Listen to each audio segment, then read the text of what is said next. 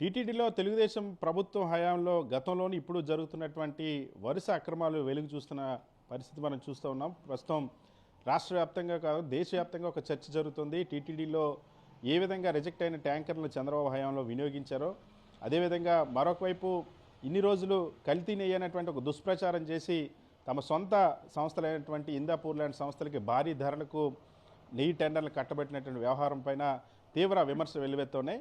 అయితే మరొక వైపు వైఎస్ఆర్ కాంగ్రెస్ పార్టీ ప్రభుత్వం పైన గతంలో ఉన్నటువంటి పాలక మండలి సభ్యులపైన తెలుగుదేశం పార్టీ బురద జల్లుతుంది. వాటికి ఏం సమాధానం చెప్తారు? మనతో పాటు టీటీడీ మాజీ సభ్యులు సుబ్బరాజు ఉన్నారు. ఆయనతో మాట్లాడే ప్రయత్నం చేద్దాం. సరే, ఇవాళ గతంలో మీరు టీటీడీలో పాలక మండలి సభ్యులుగా చేశారు, సుబ్బారెడ్డి గారు చైర్మన్ చేశారు, కరుణాకర్ గారు చైర్మన్ చేశారు. గత 5 సంవత్సరాల్లో టీటీడీలో హిందూ మతానికి వ్యతిరేకంగా పనిచేశారు మీ పాలక మండలి సభ్యులంతా. జగన్మోహన్ రెడ్డి గారని వెంకటేశ్వర స్వామి దేవస్థానానికి అక్రమాలకు పాల్పడ్డారని ఒక ఆరోపణలు చేస్తూ ఉన్నారు. వాస్తవాలేంటి? ముందుగా నమో వెంకటేశయ్య. ఎందుకంటే వైకుంఠ దేవుడు అయిన మన వెంకటేశ్వర స్వామిని ఇంత నిందలేసి రాజకీయం చేయవలసిన అవసరం లేదని చెప్పి నేను భావిస్తున్నాను. ఎందుకంటే అందరికీ దేవుడు అయిన వెంకటేశ్వర స్వామి మీద కూడా రాజకీయం చేస్తున్న ఇప్పుడు పాలన చూస్తుంటే నిజంగా జనాలు కూడా చాలా విరక్తి కలుగుతుంది. మా టైంలో, మా టీటీడీ బోర్డు టైంలో కనుక మేము చేసిన పనులు ఒక్కోటి ఇప్పటి వరకు టీటీడీ చరిత్రలో జరిగింది అలా ఒక ఎత్తు, ఈ 5 ఏళ్ళలో జరిగింది మా హిందూయిజంకి ఏం చేశారన్నది కూడా మీకు కొద్దిగా నేను చెప్పుకోవాలి. అక్కడ మెయిన్ మన హిందూ ఇప్పుడు గోశాల, ఆవులు ఇదంతా మీరు అందరికీ తెలుసున్నది. గతంలో ఆవులు గోశాల గతంలో ఎలా ఉన్నాయో, మన గవర్నమెంట్లో ఎలా ఉన్నాయో, ఇప్పుడు ప్రజెంట్ ఎలా ఉన్నాయో అన్నది ఎవరన్నా చూసిన వాళ్ళు కానీ ఇప్పుడు ఎవరన్నా వెళ్ళి చూపించమన్నా నేనైనా రెడీ అయ్యి రావడానికి దానికి. అలాగే గోశాలను అభివృద్ధి చేయడం జరిగింది. అలాగే వాటికి దానా ఒకటి ఉంటుందండి, పిల్లెట్లు. గతంలో బయట టెండర్ రూపంగా అవి కూడా దళారుల వ్యవస్థ ద్వారా వచ్చేది పూర్వం, ఫస్ట్ నుంచి కూడా. అలాంటిది ఇప్పుడు మన గవర్నమెంట్ వచ్చిన తర్వాత మంచి నాణ్యమైన ఆవులు బాగుండాలనే ఉద్దేశంతో మంచి పిల్లెట్టు అవి ఏర్పాటు చేసి గతానికి ఇప్పటికీ ఆవులు డబుల్ పర్సనాలిటీ తేడా వచ్చినాయి. అలాగే పచ్చగడ్డి కూడా గతంలో 1000 ఎకరాలు మన టీటీడీ సొమ్ము వృధా అవ్వడం జరిగింది. వృధా అంటే టీటీడీది 1000 ఎకరాలు వేసి మనుషులు పని చేయక అట్లా దాన పచ్చగడ్డి రాక ఆవులు పాడైపోయాయండి. ఇప్పుడు అలాంటిది రైతులకి టన్నేజ్ లెక్క కొని మనకు నష్టం లేకుండా ఆ రైతులకి రూపాయలకి గిట్టుబాటు అయ్యే ధర ఇచ్చి టన్నేజ్ లెక్క కొని ఆవులకి పెంచడం జరుగుతుంది. అలాగే ఆవులు అలాగే అక్కడ పైకి టెంపుల్ వరకు పాలు సరిపోయేటట్టు చిల్లింగ్ మిషను ఇవన్నీ కూడా, ఫ్రీజింగ్ అన్నీ కూడా మన గవర్నమెంట్లో స్టార్ట్ చేయడం అయిపోవడానికి దగ్గరికి వచ్చింది. ఈ గవర్నమెంట్ వచ్చిందో దాన్ని పట్టించుకుని నాదురేలేడు. అలాగే కింద ఇది గోశాల గురించి అండి. పైకి వచ్చేటప్పటికి మనం పైన కొండ మీద అంటే పిన్ టు పిన్ నేను కూడా ఇన్వాల్వ్ అయ్యి చేశాను అక్కడ. నేను దాని గురించి కొద్దిగా మీ అందరికి కూడా కొద్దిగా నేను చెప్పుకోవాలి ఈ టైంలో. పైన ల్యాబ్ గురించి నేను చెప్తున్నాను. అలాగే ల్యాబ్ ఏంటి అన్నీ కూడా టెస్టింగ్లు కూడా ఏంటి అన్నది నేను కూడా గతంలో చూశాను. మన టీటీడీ వ్యవస్థ స్టార్ట్ అయిన కాడి నుంచి కూడా ఒకే ల్యాబ్, చిన్న ల్యాబ్ ఉంది. మన గవర్నమెంట్ వచ్చిన తర్వాత ఇంచుమించు ఒక 30-40 వేలు ఎస్ఎఫ్టీతో పెద్ద ల్యాబ్ కట్టి దాంట్లో అది కూడా ఇప్పుడు క్లోజింగ్కి ఫినిషింగ్ స్టేజ్ వచ్చింది. వాళ్ళ పేరు పెట్టుకుని టైపు వచ్చింది, ఏది మేం చేసాం అన్నది. గతం అది 3 ఏళ్ళ నుంచి చేస్తేనే కానీ ఇవాళకి ఆ సిచ్యువేషన్ రాలేదు.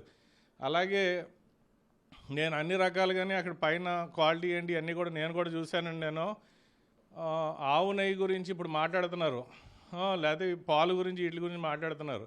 ఇది హిందాపూర్ డైరీ అని లేకపోతే హెరిటేజ్ మిక్స్డ్ కలిపి పార్ట్నర్షిప్ మీద సప్లై చేయడానికి అంటే ఇంకోటి నేను ఉదాహరణ దేవుణ్ణి విమర్శించినందుకు నేను కూడా ఒకటి అడుగుతున్నాను. నేను చంద్రబాబు నాయుడు గారు ఒకవేళ పాలల్లో కొవ్వు కలిసిందని, నెయ్యిలో అలాగే ఇది కలిసిందని, పంది కొవ్వు కలిసిందని, లేకపోతే బాత్రూమ్ క్లీన్ చేసి యాసిడ్లు కలిసినాయని చెప్పి విమర్శించి చేశారు కాబట్టి నేను చేస్తున్నాను. వాళ్ళ హెరిటేజ్ డైరీలో ఉన్న నెయ్యి వాటితో మిక్స్ చేసి చేస్తారేమో అని జనాల్లో ఒక అనుమానం కలుగుతుంది. ఎందుకంటే ఎవరికీ తెలియంది ఈ కలిపితే ఈ తయారవుతాయి అన్నది ఆయన నుంచి జనాలకు తెలుస్తుంది.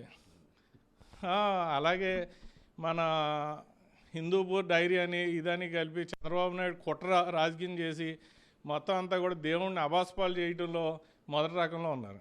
ఇవాళ తెలుగుదేశం పార్టీ మరొక ఆరోపణ చేస్తుంది. దేవాలయాలు ఎక్కడ నిర్మించలేదు, శ్రీవాణి ట్రస్ట్ పేరుతో గతంలో అక్రమాలు పాల్పడ్డారు, దేవుడి డబ్బులన్నీ టెండర్ల పేరుతో అక్రమాలు చేసేశారు అని చెప్పి కూడా ఆరోపణలు చేస్తారు. నేను ఇంకోటి కూడా, శ్రీవాణి ట్రస్ట్ పెట్టింది మా గవర్నమెంట్లో మా జగన్మోహన్ రెడ్డి గారు. హిందూయిజం డెవలప్ అయిందంటే కేవలం జగన్మోహన్ రెడ్డి గారే. ఇంకో రకంగా నన్ను ఎవరు ఏమనుకున్నా పర్వాలా, ఎందుకంటే శ్రీవాణి ట్రస్ట్ పెట్టి టెంపుల్స్కి మూతపడిపోయి టెంపుల్స్ అన్నిటికి కూడా ఇప్పుడు అందంగా రూపురేఖలు వచ్చినాయి అంటే అది కేవలం జగన్మోహన్ రెడ్డి గారు ఉన్న అవగాహన బట్టి ఇది బట్టి చేయటం బట్టే. ఇప్పుడు శ్రీవాణి ట్రస్ట్ పెట్టి ఉదాహరణ నేనే ఒకటి చెప్తున్నా, నేను బోర్డు మెంబర్ చేసి 9 నెలలు చేశాను. నేను 9 నెలల్లో నేను ఇంచుమించు 130 గుళ్ళు ఈఓ దగ్గర నుంచి మొత్తం లెటర్లు ఇవన్నీ సబ్మిట్ చేసి శాంక్షన్ తీసుకొచ్చి శంకుస్థాపన చేసి ఆల్రెడీ కొన్ని మొదలుపెట్టిన గుళ్ళు ఆపేసిన గవర్నమెంట్ ఏదైనా ఉందంటే, హిందూయిజం చంపేసి ఏమైనా ఉందంటే టీడీపీ గవర్నమెంటే. ఇప్పుడు గవర్నమెంట్ ఏది మారినా డెవలప్మెంట్ అంటూ హిందూయిజం అంటూ డెవలప్ చేయవలసిన బాధ్యత చంద్రబాబు నాయుడుదో లేదా పాలక మండలితో ఉండాలి. ఎప్పుడైతే మనం శాంక్షన్ అయ్యి శంకుస్థాపనలు చేసినవి కూడా ఆల్రెడీ సగం వర్కులు చేసినవి కూడా ఆగిపోవడం జరిగింది. అలాంటి 2-3 గుళ్ళకి మేము కూడా డొనేట్ చేసి ఇంకా అవి కంప్లీట్ చేయడం జరిగింది. ఇవాళ నెయ్యి టెండర్లకు సంబంధించి గతంలో 300 రూపాయలు 300 రూపాయలు కొన్నటువంటి నెయ్యి అంతా కూడా కల్తీ నెయ్యే. సో అందుకని ఇప్పుడు ఎక్కువ ధరకి మేము నెయ్యి కొనుగోలు జరుగుతుంది టెండర్లు అని చెప్పేసి నారా లోకేష్ అని చెప్తున్నారు లాజిక్. గతంలో మా మీటింగ్లో కూడా మేము కూడా మాట్లాడటం జరిగింది. ఇది మీటింగ్లో మాట్లాడినప్పుడు కూడా మేము కూడా కొద్ది మంచి క్వాలిటీ రేటు తగ్గడం వల్ల మంచిదని అవగాహన లేక నేను ఆ రోజు మాట్లాడటం జరిగింది. అప్పుడు నేనే మాట్లాడాను. దాంట్లో అప్పుడు నాకు వాళ్ళు క్లారిఫై చేసింది ఏంటంటే, లీటర్ పాలు వచ్చి 60 రూపాయలకు కొంటారు, దాన్ని వచ్చి ఒక 2000 లీటర్లు వచ్చేటోడికి ఒక 100 లీటర్లు నెయ్యి వస్తుంది. అంటే 20 లీటర్లకి 1 లీటరు నెయ్యి వస్తుంది. అది నెయ్యి కూడా 60 రూపాయల రేటునే మనకి పడుతుంది. బై ప్రోడక్ట్ అండి ఇది గేదె నుంచి కానీ ఆవుల నుంచి కానీ ఏదన్నా నెయ్యి అంటూ మనం సప్లై చేయాలని వచ్చింది. ఇది బై ప్రోడక్ట్ కాబట్టి మన కేజీ వచ్చి 60 రూపాయలకే పడుతుంది. ఇది దాంట్లో పాలలోంచి వెన్న శాతం తీసేది. ఇది డైరెక్ట్ పెరుగు చేసి చిల్లింగ్ చేసి ఇది చేసింది కాదు. దాని కాస్ట్ వచ్చి వాళ్ళకి పడితే 60 రూపాయలు. మిగిలిన ప్రాసెస్ ఇవన్నీ కూడా ఉంటాయి కాబట్టి దేవుడి కాళ్ళు ఈ రేటుకి సప్లై చేస్తున్నారు అన్నది క్లారిఫై చేశారు. అప్పుడు మేము కూడా ఒక ఐడియా అంటూ ఆయనకి చెప్పడం జరిగింది ఈఓ గారికి.